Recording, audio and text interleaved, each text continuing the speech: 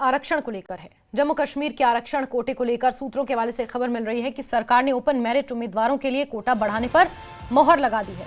बड़ी बात यह है कि किसी भी वर्ग के आरक्षण में छेड़छाड़ नहीं की गई है, ना ही ST1 में, ST2 में, OBC में, और इसके अलावा जो अन्य कैटेगरियां हैं, इकोनॉमिक वीकर सेक्शंस हैं, उन सेक्शंस के कोटे में भी किसी तरह की कटौती नहीं की गई है। किसी कैटेगरी में कटौती किए बिना ओपन मेरिट उम्मीदवारों का कोटा बढ़ाया गया है।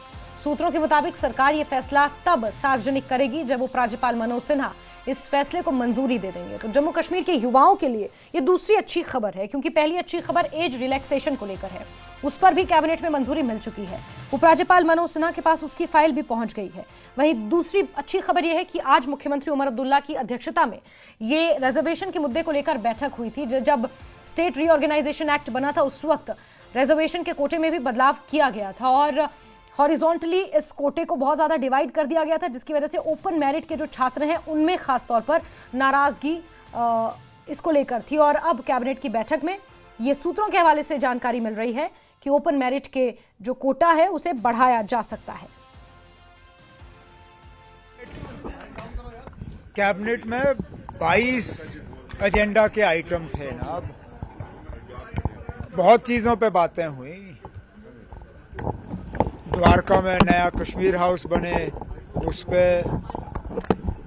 R&D डिपार्टमेंट में चीफ इंजीनियर्स की प्रपोजल, उस पे बात हुई।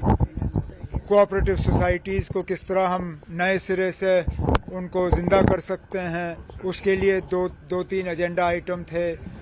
बहुत सी बातें थी। एक आइटम जो है वो रिजर्वेशन को लेके भी था।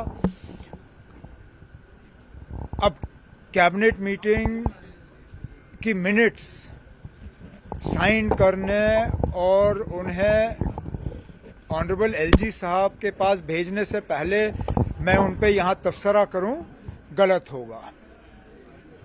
मैं सिर्फ इतना ही कहूंगा कि कोशिश की गई है, जिस तरह हमने लोगों के साथ वादा किया है कि हम इसको थोड़ा सा रैशनलाइज करें। कोशिश ये भी की गई है कि कहीं पे किसी के साथ नाइंसाफी ना हो। हमने वक्त इतना लगाया क्योंकि ये मुद्दा ऐसा है कि इसके साथ सियासत करना बहुत आसान है, और आपने देखा भी है।